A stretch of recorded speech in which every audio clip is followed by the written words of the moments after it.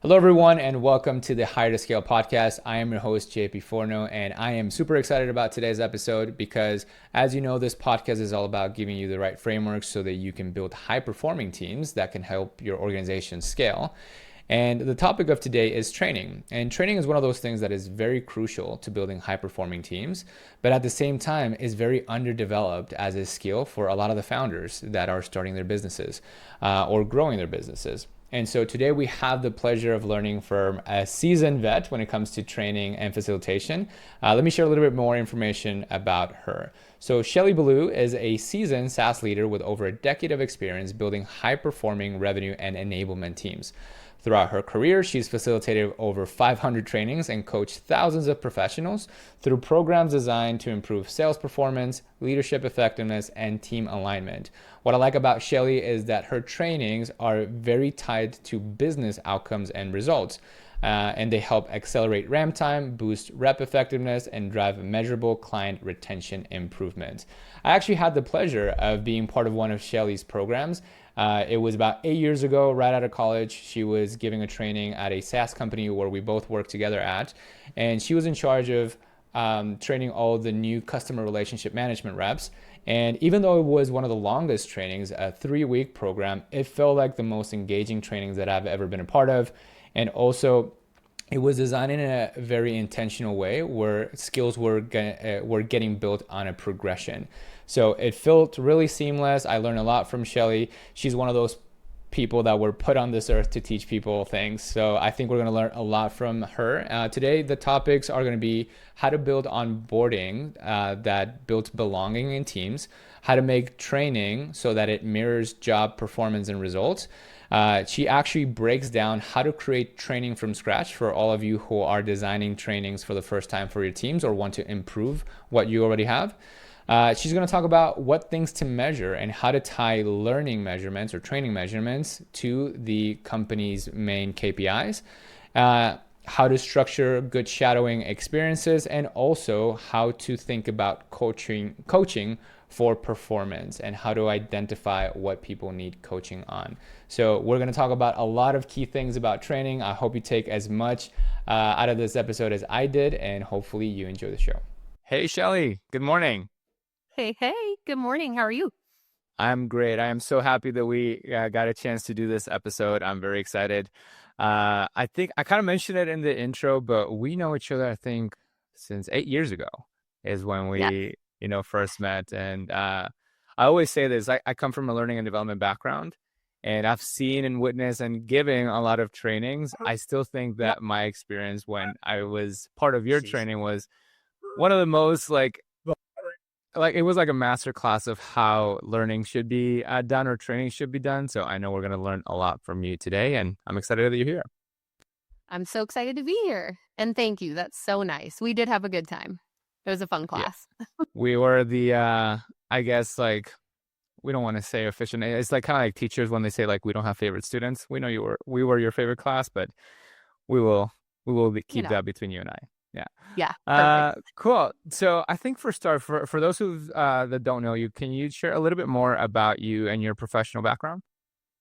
Yeah, absolutely. So fun thinking back to, those first jobs out of college. I was out there selling power tools. So for anybody who is very passionate about their power tools, I sold for TTI, Milwaukee Tools. So I'm like a diehard. But from a career standpoint, I accidentally found myself in sales. Never thought I would be in sales, but figured out very quickly that sales done well is just helping people solve problems. And I cared about that a lot. Did that for a while. And then, at different points in a business's maturity, you don't have formal training programs. You just kind of tap on the people that are experts to train. And so I got asked to do that very early on and loved it. And that is really what transitioned me into training. How do you show up and one, really help a business scale, right? How do you train people the same way and create that consistency? But two, when people start a new job or they're learning a new skill, even if they're 10 years into a career, it's a very vulnerable position. And so what really captivated me is I got to show up and really meet someone where they were and extend this belief that they had someone in their corner, that they could in fact learn these new skills. And to me, that was very empowering. And so I've stuck with training since. Yeah, and that's going to be a big topic of today's conversation because I think what I wanted to do with this podcast is help people build high-performing teams. And I think that there's a Yep. lot of sections when it comes to that. And there's the recruiting part, there's the training, there's managing, and then ascending talent into their next thing, whether or not that's with you, right? And I think that training is such an integral part. And it's also from like Yeah. a three-legged stool standpoint, the leg that's a little bit more short, I guess, in a lot of the companies that we work with. So I think that I want to talk about that transition, right? So let's say that we spent all this time, energy, and effort of finding the right person. What now Mm. is usually the question that comes next, right? So what's next in the employee's journey, and how should founders be thinking about, the onboarding and training part of their programs? Yeah, such a good question because especially in the beginning, I think founders are very much so thinking about the compliance component of onboarding. In my past life, I come from HR and payroll background, and so I recognize there's a lot that needs to be considered. So I'm not saying don't focus on compliance. I'm saying let's add another kind of ingredient to that recipe, which is, where are you really fostering that initial connection to your culture? And what is it that you want that culture to be? A lot of times at the beginning, founders have so much control of their culture. They know everyone, they're very close to everything. But as you continue to grow and bring people from the outside, they may not know why you started the business, what makes you passionate. And those are the types of things that really connect people to the work. And so I think in terms of onboarding best practices, it doesn't need to be overthought, but you do need to answer the question, how am I connecting them to our culture? And that could be something as simple, right? As, most of us have smartphones. Pick up your smartphone and record a video that everybody can watch that is directly from the founder's point of view that helps people understand why they started the business. So I think that how am I connecting them to our culture? How am I creating connection? So who are they going to be spending their day-to-day with? How are you integrating them into the way that your teams communicate? So small but impactful examples of that I've experienced is often teams have a text thread or they have a group that they're in. Make sure that that person immediately is added. You make it a big deal. Everyone wants to feel like they belong very quickly. So I think being intentional there. That part of connection as well. Sometimes people formalize it a little bit more in terms of giving me a buddy, right? This is going to be your person. So if you have questions in that first 30, 60, 90, they may not feel comfortable coming to the founder or coming to their boss. And so that peer relationship often feels more safe. So Mhm. those are, I think, some of the first big things. And then the last thing that I would say is, what do you want them to accomplish in 30, 60, 90? And it could just bullet down a couple of different things, right? By the 60-day mark, we want you to take over this component of billing or whatever, but write it down so your new hire feels like they're clear on what they're expected to do right away. I think that's very smart because I also think that not a lot of people think about culture when it comes to designing their new hire trainings. A lot of it is more like tactical or like get the work done kind of thing. But Yes. we say it in recruiting too. We are looking for people who have technical competence just as much as they have culture fit.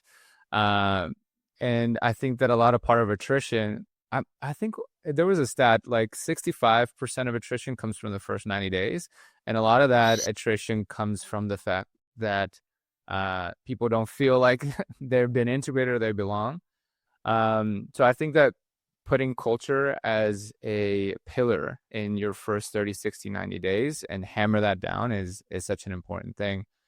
And I do want to talk about like how do we go about structuring training, but before maybe taking a step back, we could talk about adult learning in general, because I think that what I've seen a lot is when people creating training, they sort of like take from what they know, and that is like what they learn in academics, which is heavily like influenced by theoretical knowledge and like tests and all that stuff.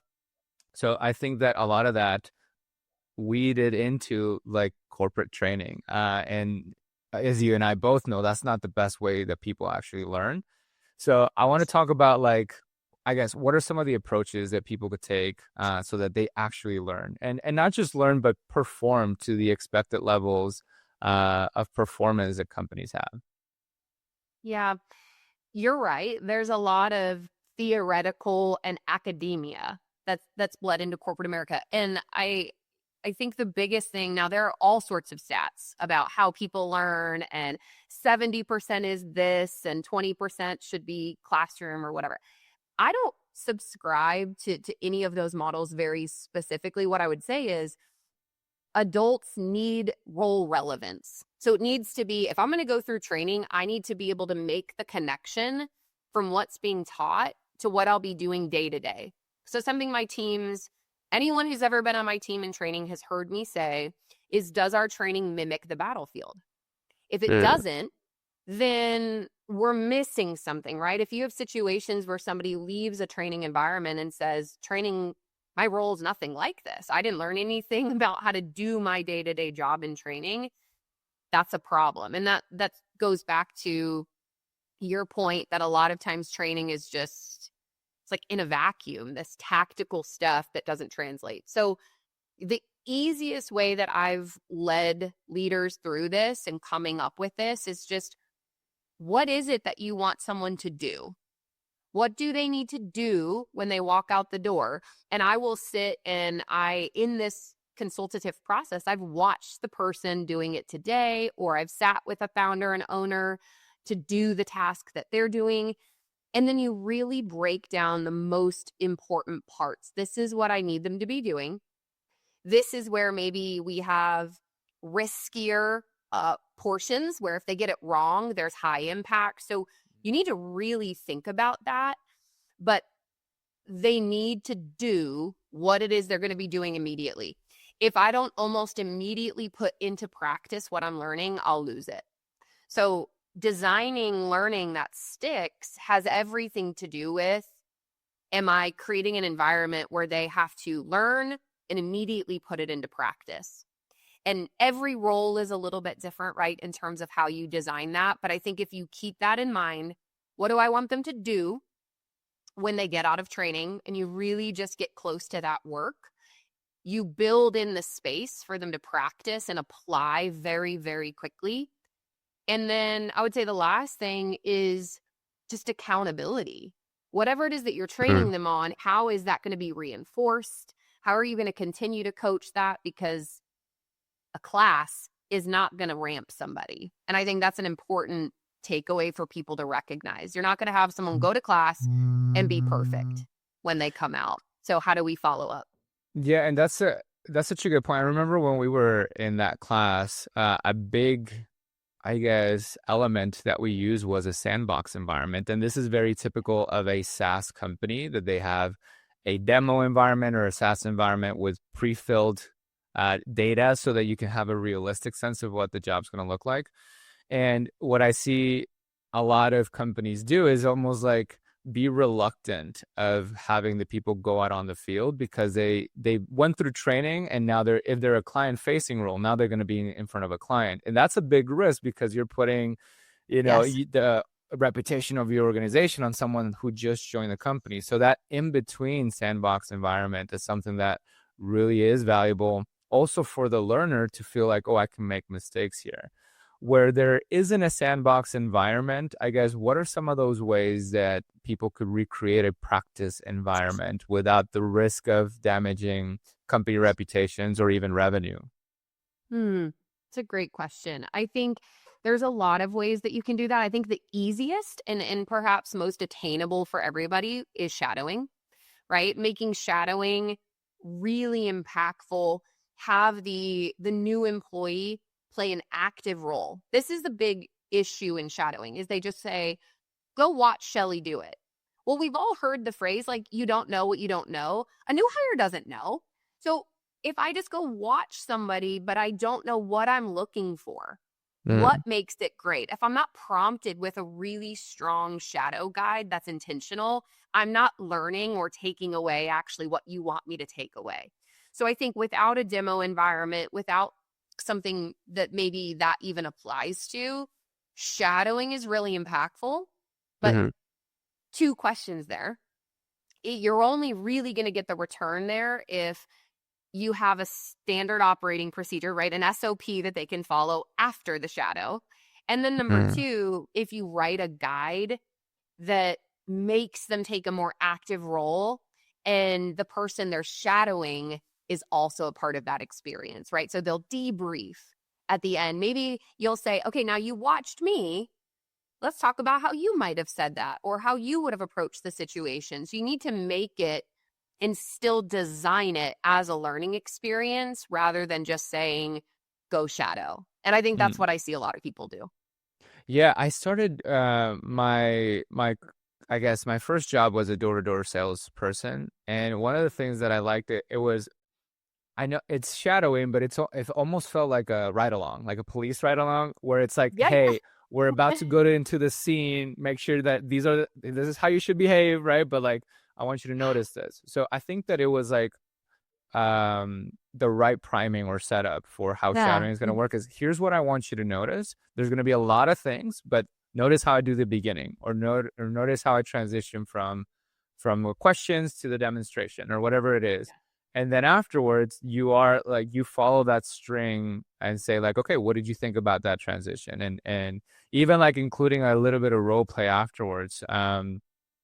Versus just like observe and figure it out basically Yes. afterwards. So I think that shadowing is and do you also do like reverse shadowing where like okay now we have the person who knows observe you trying to do it and then debrief after? Is that something that you also implemented in your training programs? Totally. A reverse shadow is incredibly helpful. Now, I will say, if you do a reverse shadow, you need to equally equip the employee that the new person was shadowing because what you're essentially doing is putting them in a position to coach your new hire. So you need to Mm-hmm. make sure they know how to do that because I've equally been in situations where you want someone to do that and perhaps we didn't equip that person. So they're not creating the best environment or they're not giving them maybe the right direction. And so if you reverse shadow, which I think you should, I totally agree with you, make sure that person is equipped to coach and Mm. knows how to facilitate feedback in a way where people feel supported, really encouraged, but also they receive direct feedback about whether or not it was done well. That is not an easy balance to strike. So you need to pick the right person if you're going to do reverse shadows. Yeah, a lot of people, I think, especially in the sales sort of like world, they tend to think that I guess that the best sales performer is going to be the best Mm, person for you to learn from. yes. Where I think that's almost always the opposite. I think that there's other people that perhaps are not the best sales performer, but they're the best people that you should learn from. And it's a little bit of train the trainer. Because it's in some cases in small organization, the trainer is going to be the founder, and so that means that the Yeah. founder needs to get better at facilitating and training. But in other cases, it's more you're training somebody else that wasn't in their job description to train somebody else. They were like a sales rep or they were like a fulfillment operator, but now they have like another person to bring along, and that's a completely different set of skills. Um, Agreed. so perhaps a good way, I mean, a good segue would be like talk about like the world of facilitation, right? Or Mm, training. I think that, you know, the way that we receive training, what like when we worked in this software company, it felt really intentional and it felt also entertaining in a way where like I doze off when I was in college when like the teacher was boring, but the mhm. way that you were facilitating was very engaging. So I think for people who are going to be facilitating, maybe like the full on training or portions of the training, like a reverse shadow, what are some of your takes on facilitation? How can people get good at it? And what should our approach be around facilitation? Mm. It's funny you said that and talked about, in college, you're kind of nodding off and Thank you for that, by the way. We were entertaining. We had fun together in class. I think it is important. I heard this once, and now I say it to my team when we're coaching facilitation. But every facilitator, trainer has come out of a session and felt like, or said, this class just wasn't engaged. Like they just weren't Mm. engaged. And what I would say is we really need to flip that on ourselves and say, were they not engaged or were you not engaging? Because it's probably the latter. I have trained thousands of people. And what I can tell you is, I don't think I've ever walked out and just said they weren't engaged. It's my job to come in to figure out who's in my audience. How do I make what I'm communicating very relevant to them? Right? There are different professional development sessions I've done for salespeople who are very boisterous and maybe outwardly engaged versus an engineering or a recruiting team. They're all very different. So I think in terms of how do I prepare to be engaging? How do I create an environment? I think you really need to recognize that your role is to facilitate a connection between who's listening to the content and what you're trying to get across. That's what you're trying to do. And so thinking about your audience, they all bring very unique past experiences to the table that are probably transferable, that you can call upon to make them more connected to what you're trying to communicate, which increases engagement. So you really need to think about who is in your audience. I also say, they will pick up your passion for the topic or Mm. whatever it is that you're training. So, and before anybody has, maybe questions about, well, maybe you only train salespeople and it's all exciting topics like sales skills. No, I've trained payroll, HR law, tax compliance. Okay. On paper, pretty dry topics. So what you need to find though is your personal connection and passion for the topic, the impact maybe it has on the business if it's not an exciting skill or something like that, right? So if I can communicate that, if the way that I'm delivering it is rooted in respect for the topic, you mirror that and maybe add to it my care and respect for the people in the room, then you create a much more engaging experience on the whole. The last thing that I would say is sometimes this is a kind of a cliche, something to avoid in the training world, but they say, don't just be a sage on the stage, which essentially means sometimes facilitators can get this point of view, like you have a lot to learn from me. That's a really poor posture. The way that I approach training classes is this is going to be engaging because everyone in the room, I have something to learn from, and they will bring to life this topic based on their own experiences, based on what they're passionate about, which is also why even if I train the topic 20 different times in a year, it all felt different. It all felt like a different experience. And so you need to really connect to the group, have respect for the topic, and care for the people that you're training. And you will see yourself facilitate in a very different way. Yeah, it's awesome, and I think it's easier said than done. Obviously, this takes practice and obviously a lot of iterations. I was wondering because I think for larger organizations or specifically Mhm. for sales organizations, it's easier to find yourself in a facilitation, I guess, requirement where it's a lot of people in Mhm. a class. But there's also a different dynamic when it's one-on-one, more of like an apprenticeship sort of way. Do you see any differences in facilitation or like approaches when it's like one-to-many versus one-to-one? Uh, yes and no.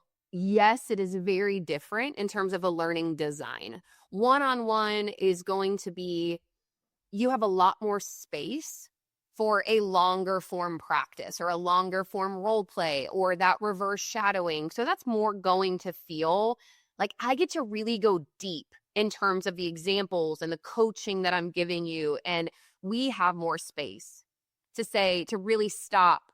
Let's have a 10-minute coaching conversation. Okay, try again. So you can really level up somebody quickly in an environment like that.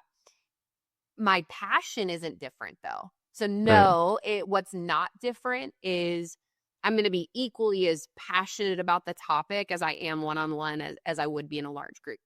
In a large group, you need to be very intentional about how you're designing those practice sessions and how do you create an environment where you can scale your coaching.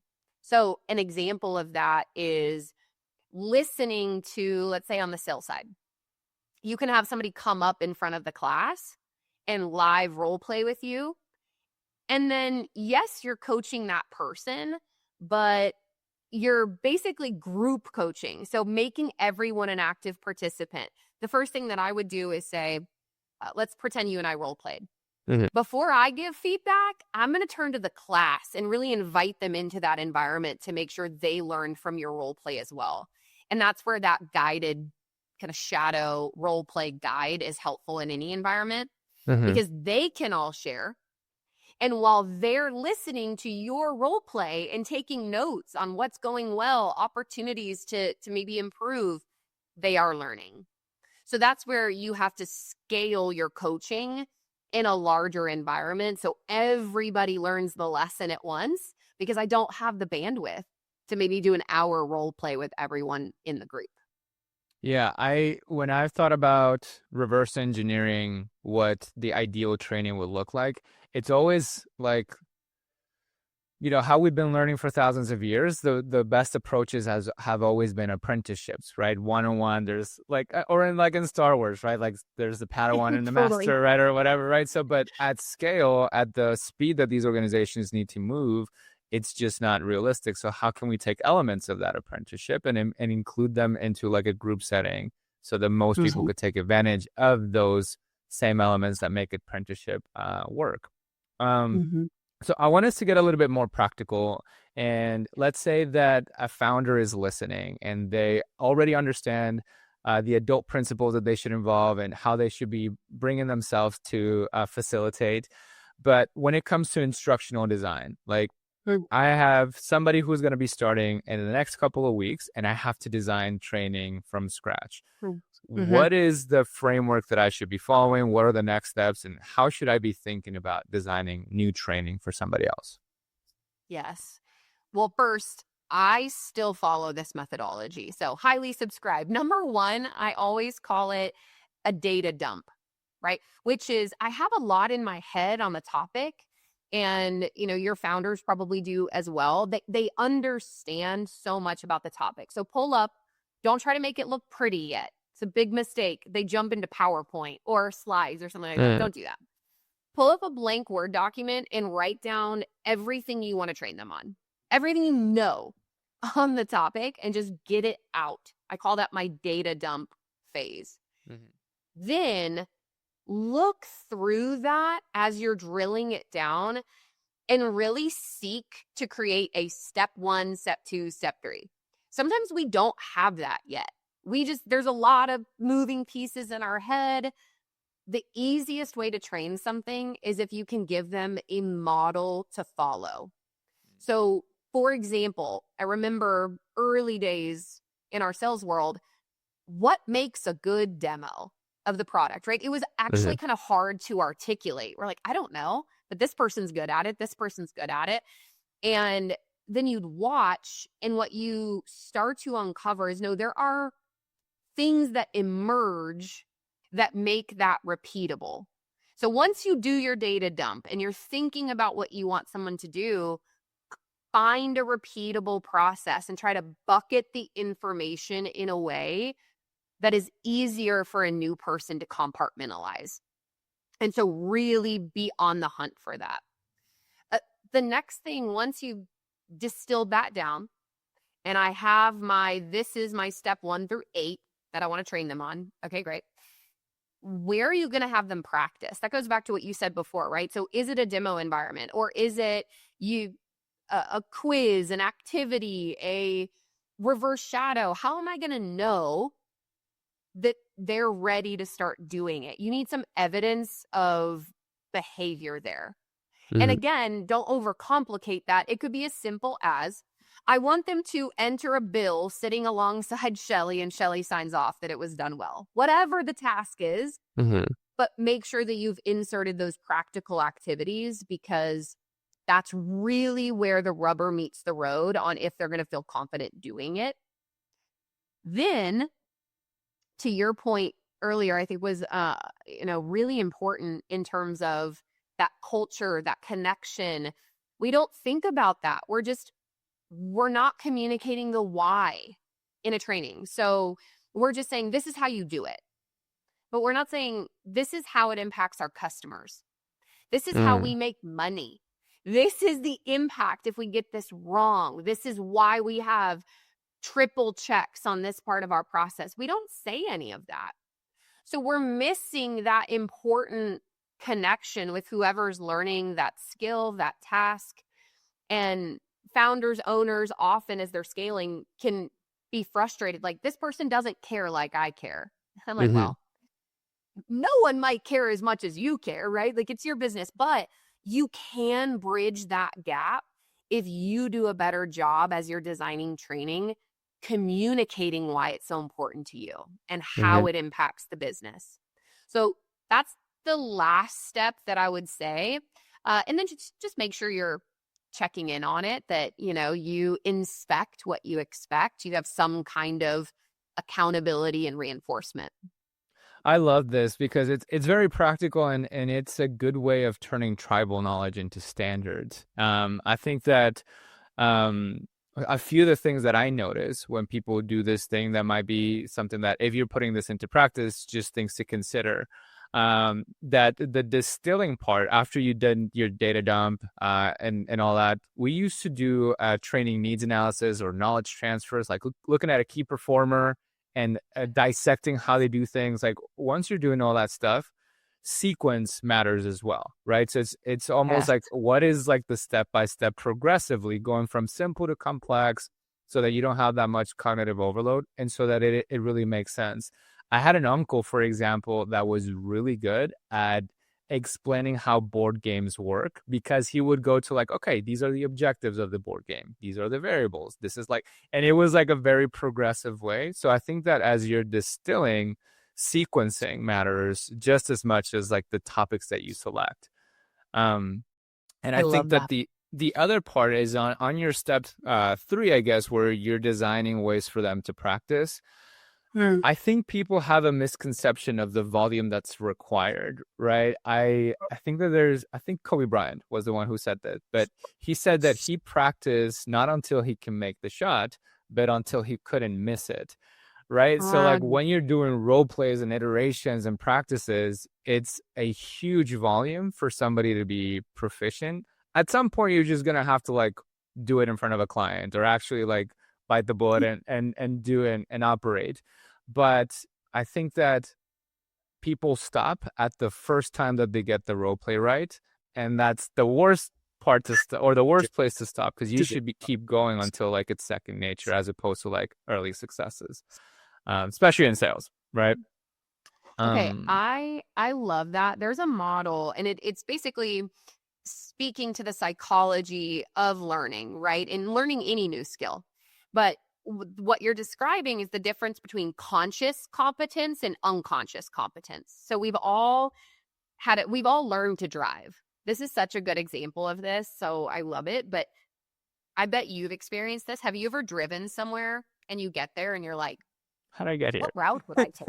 You know what I mean? Right. You're like, what is the why? Because we can drive with unconscious competence. We're not Mm. thinking, I need to shift and I need to turn. Like, we're not even thinking about that because we've achieved that level of competence.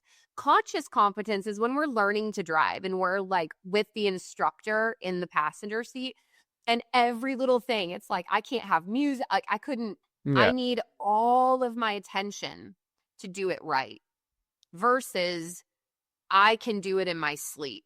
I love that quote by Kobe Bryant. And so that's what they're talking about.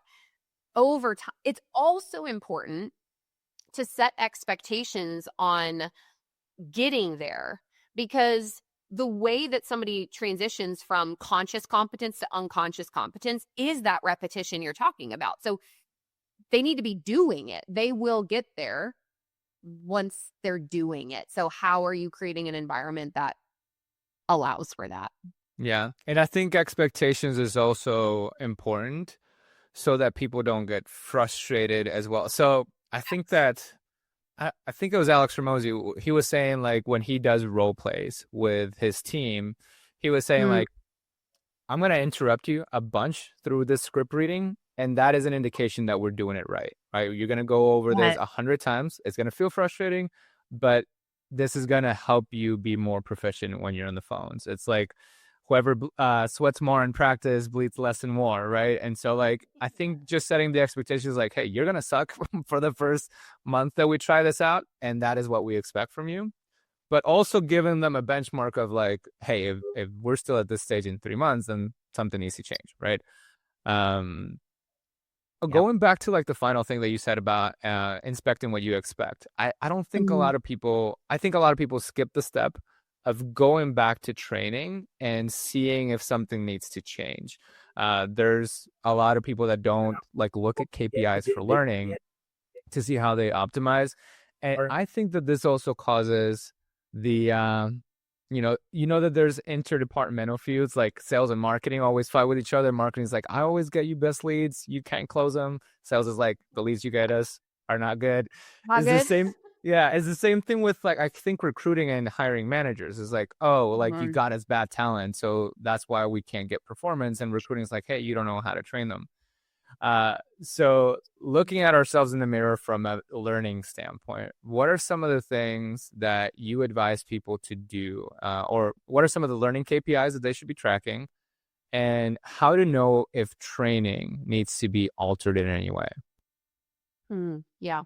I would say in every organization, in every role I've ever been in, one of the first things that we look at, there are two, I'm in currently undergoing this analysis, is turnover, attrition of your people. So to your point, it matters and people make that decision very quickly if they're going to stay at an organization for a long time. It has a lot to do with their onboarding and training experience. So is this a perfect science? I think every organization needs to assess this on their own. But for me, generally speaking, if somebody is, I break down turnover in a couple buckets. If somebody's leaving in the first 30 days, we hired the wrong person. It is worth evaluating and doing hiring manager. If you have someone separate training, if the hiring manager is doing the training, same person. Yeah. With recruiting and really assessing where the gap was. If they can't perform that quickly in training, or it's uncovered that they're not a fit that quickly, we really need to assess that. So I've always said first 30 days-ish, depending on a business, we need to look at who we hired. After that, when you're looking 90 days or the length of your training program, give or take, plus 30 to 60 days, that window, right? Mm-hmm. That's where you need to assess the effectiveness of training, because this is where people get disenfranchised and they feel not set up for success. So if they make it past that initial window, they've gone through your training program, but they're still leaving not long after, I've always told my teams, that's on us. We need to figure out why. Generally speaking, that's approximately the first 6 months, right? Mm-hmm. I would argue whoever is training them really needs to assess effectiveness. 6 to 12 months and beyond, you need to then look at the effectiveness of the manager. Who is their direct supervisor?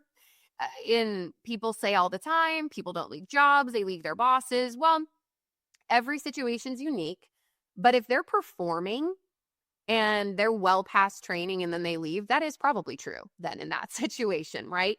So I bucket turnover as one of the first things to look at as one data point. Again, 0 to 30, 30 to 6 months-ish, 6 to 12 is the bucket. The other that I mentioned is you don't need all these additional KPIs. You need to look at your business performance KPIs. If you Yeah. have somebody who's not performing, it's going to tell you a lot about where they're struggling and what's going on. Now, I've also had this conversation with a lot of business leaders. If you have one person out of maybe a group of 5 new hires not performing, is that a training problem? No, Mm. because the other 4 are. So that's where you need to really assess that person's skill development and be working with the manager. But the best learning KPIs are the ones aligned with your business KPIs. Don't overcomplicate it. I tell my stakeholders all the time, I will not have a different special report card than you. I'm going to be looking at your report card. If that sales rep, if we're consistently seeing people not being able to hit their quota significantly longer than we thought, then I need to completely reassess the way that I'm supporting you and training them. So that would be my takeaway there. Always look at retention if you're not doing that in that new hire lens, and then really get clear on what are the business KPIs that would inform whether or not this is going well for you. Yeah, and I think that that's another skill from a leader or a business owner is the ability to properly diagnose so that you're not making wrong decisions. Because I think Yeah. that people look at lag indicators like revenue or sales or Mm-hmm. whatever, big target you have for your business, and they make jump assumptions as to where the problem is coming from.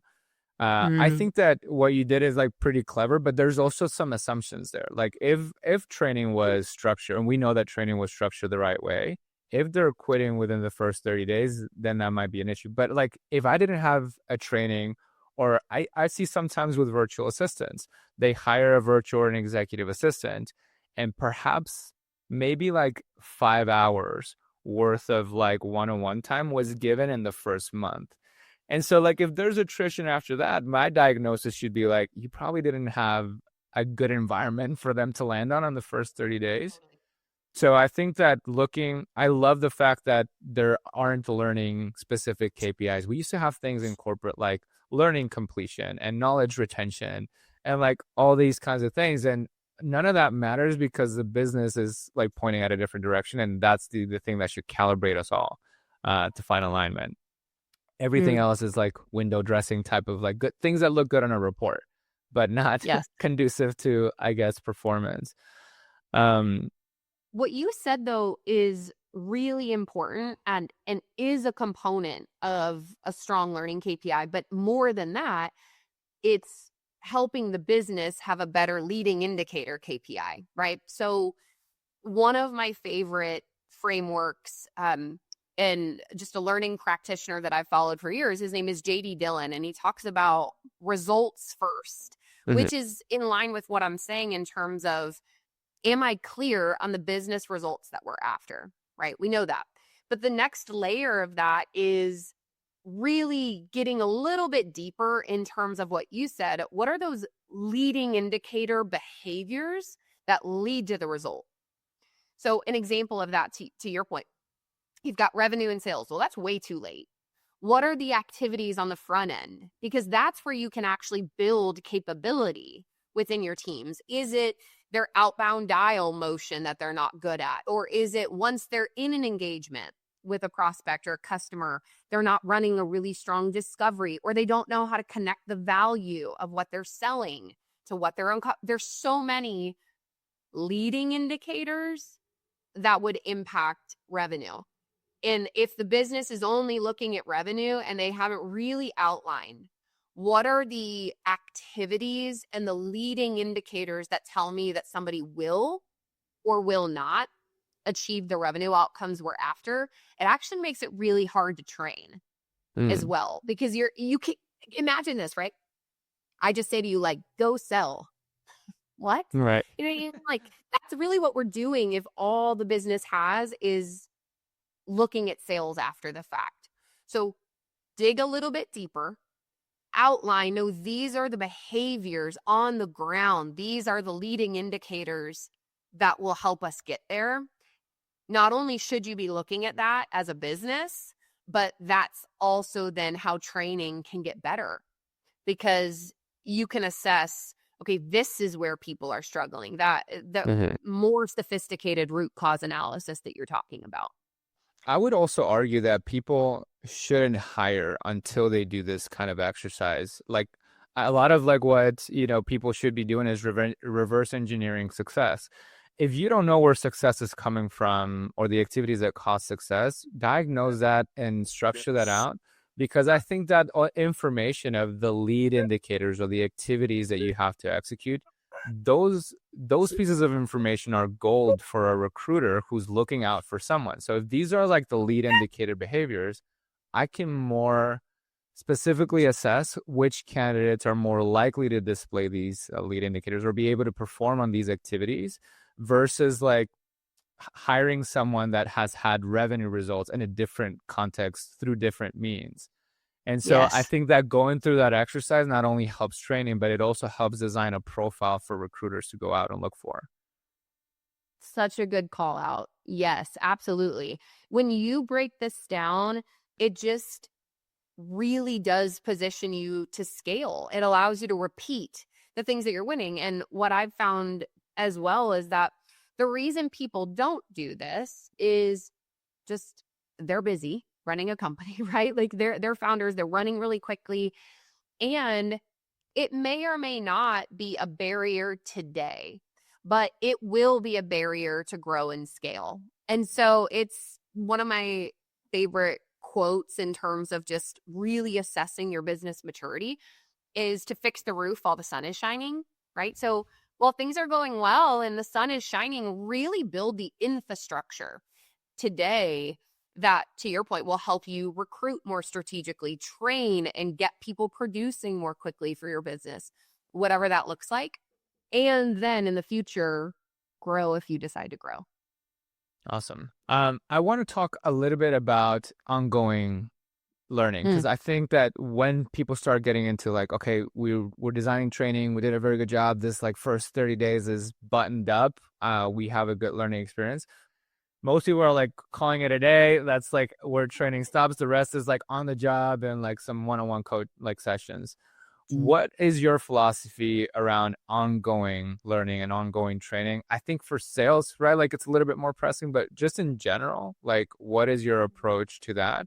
And if you could talk about like coaching and how that plays part in training. I know it's a loaded question, right? But like just love to hear your thoughts. Yeah, no, it's really important. I think that people forget that you constantly need training. It doesn't mean it needs to be a training program. I think that's where that might feel overwhelming or feel unnecessary, unattainable, whatever it might be. But if you are changing a part of your process, if you are launching something new as a part of your business offering, all of those things are things that you need to get in front of your people and train on, which also connects back to our earlier point, which is training is not just technical. It is a vehicle with which you lead effective change in your organization.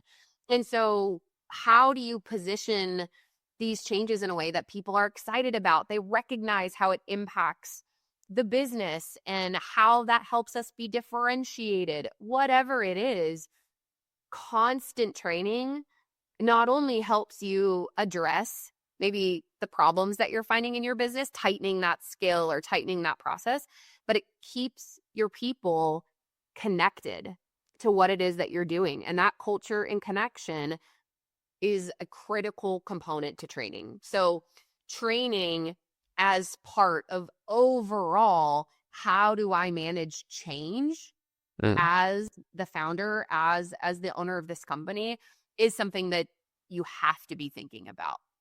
This is the why. Here's a quick update, a little bit of training, and then here's the ongoing accountability to make sure the things that I know are important for the business are happening continuously. Mm-hmm. And you see it a lot in SaaS, because SaaS is like a product that is ever changing, ever updating. And I know it could feel frustrating for people who have like already figured it out. And now the Yes. thing you already figured out is no longer existing. So now you have to change. But it's training also people to have some sort of like brain plasticity or flexibility in the way that they, operate a business. And that's the nature of business in general. It's going to be changing. And training is training or your learning function within your business it's one of the best assets you can do to make change happen a lot faster and have people adopt change. We see it also in M&A, for example, when you're getting a new company that the organization bought, it's like, how do we integrate these people within what we currently do? Yes. And so I think that also like double clicking on coaching. And I think that just as Right. facilitation, coaching is a thing that is a skill, right? And it's, do you have any sort of like frameworks or approaches when it comes to coaching? Like how often should it happen? How should you structure those conversations? What are your thoughts on learning coming from like a coaching context?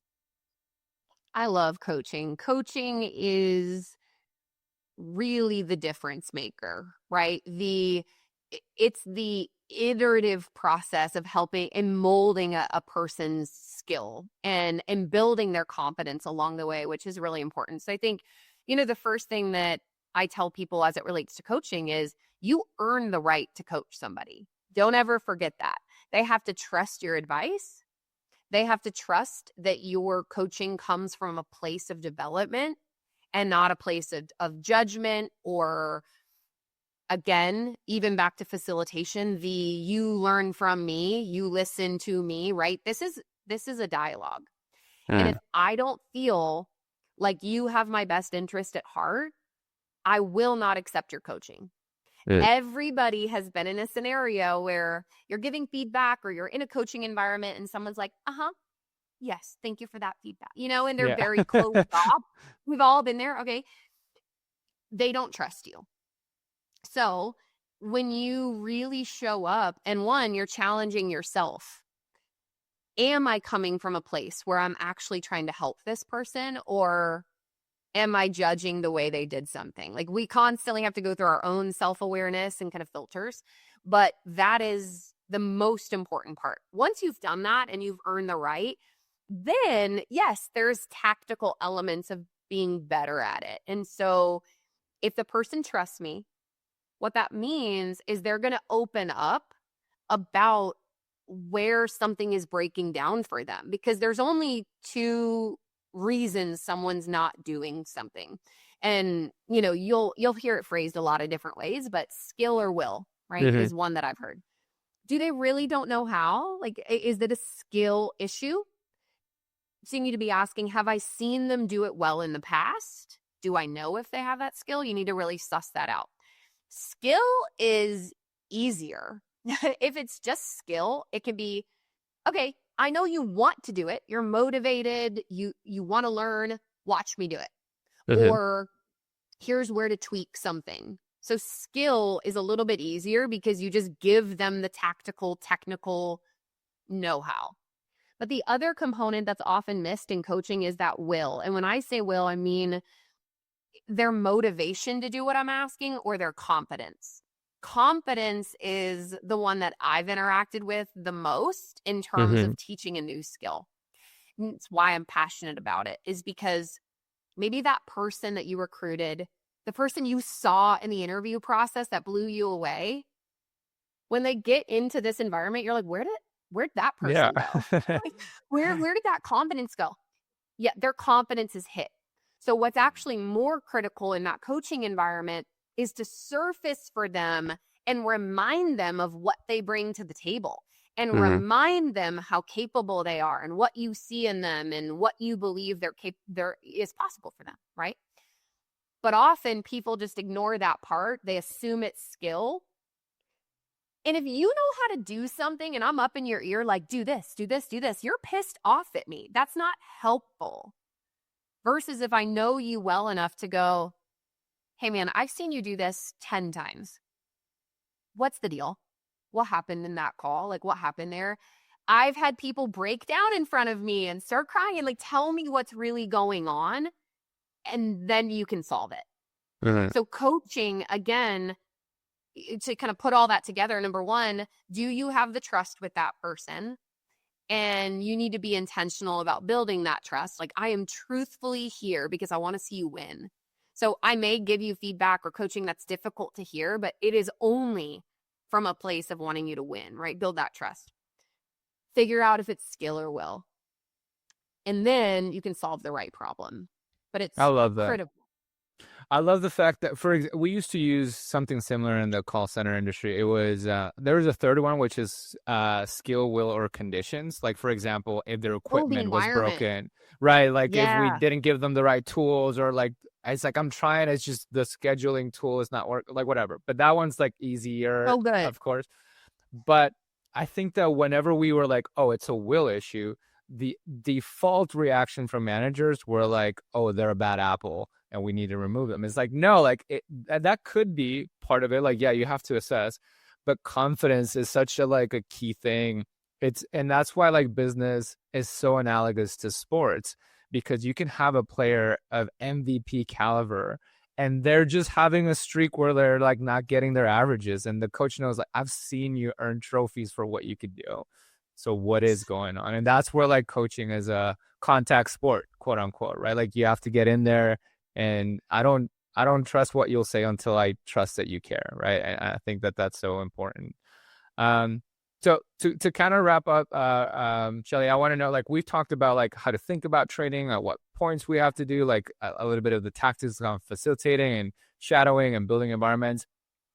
To close off, can we talk about maybe some cautionary tales or maybe some mistakes that you see people who are starting to develop training programs or facilitation make? What are some of the things that you see are mistakes that people should be looking out to avoid?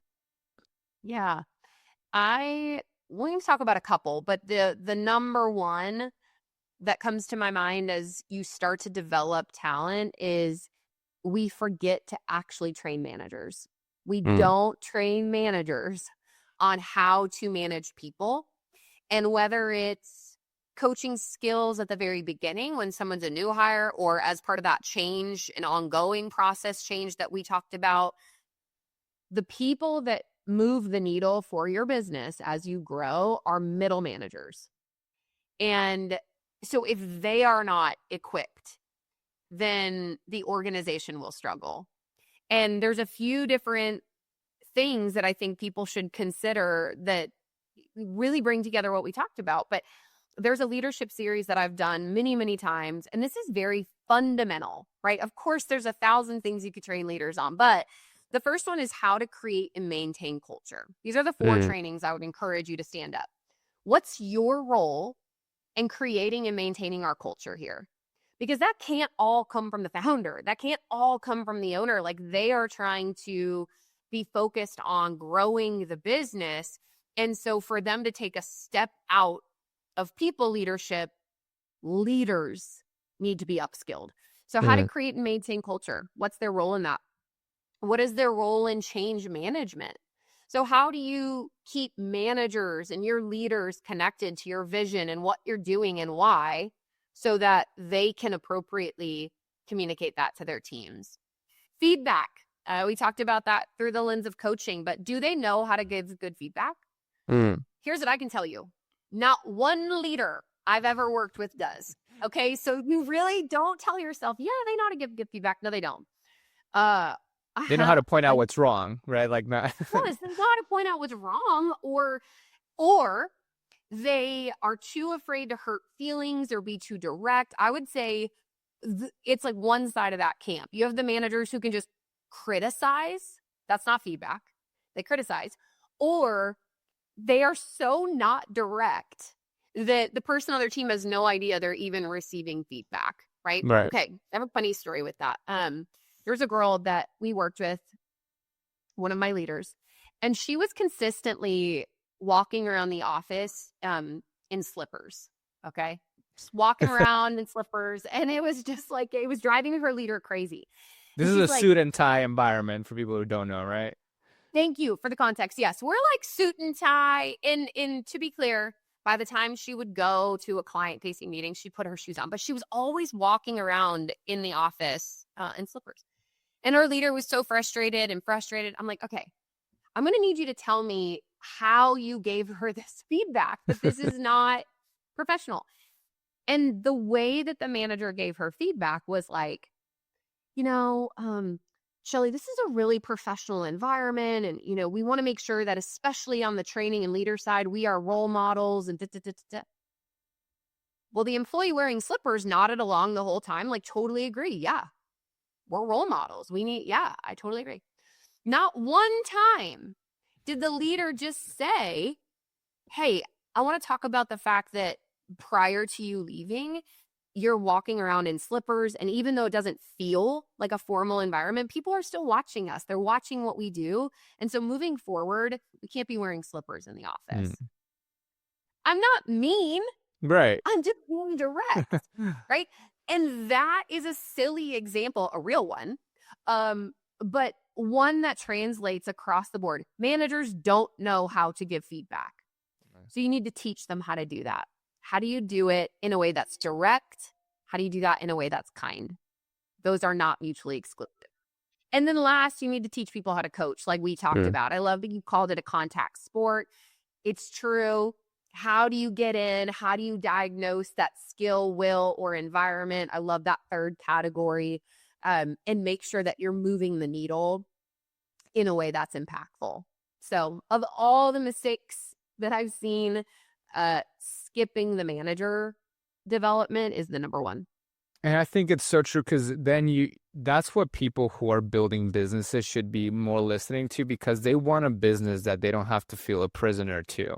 And the way that you do, like, I see people growing their teams. A mistake that I've made is now everybody reports into me, and because I'm the one that knows the culture and I'm the one that knows how to train everybody. But if you never get middle managers, you will never get the leverage that you're looking for, so that you can step away eventually from your business, which is what we ultimately all want. And I think that's a great way to close this conversation, Shelly. So I know that there's 1,000 other things that we could talk about, but I think we have a lot of value bombs here in this episode. Where can people find you or interact with you if they want to learn more about you or learn more from you? Yeah, I am on LinkedIn. Just search my name. You'll find me. I do love to talk about this. So feel free to send me a message, and would love to brainstorm, love to give ideas, and certainly learn from the people in your network as well. Awesome. Well, thanks for being here. Hopefully we get a chance to do episode 2 with you sometime soon, because I know that there's a lot more to talk about. But thanks so much for joining the Hire to Scale podcast, and hope you have a great rest of your day. Thank you. You too. So there you have it, everyone. Hope you enjoyed today's episode and learned a lot from Shelly. We're going to be adding a lot of the information of frameworks and resources that she mentioned in today's episodes in the show notes, as well as where you can find and connect with Shelly. If you like this episode, be sure to follow our podcast. We're going to be posting content every week around the subjects of recruiting, training, managing, and growing high-performing teams, so that you can develop an organization that actually scales and grows. So thank you so much for tuning in, and see you on the next episode.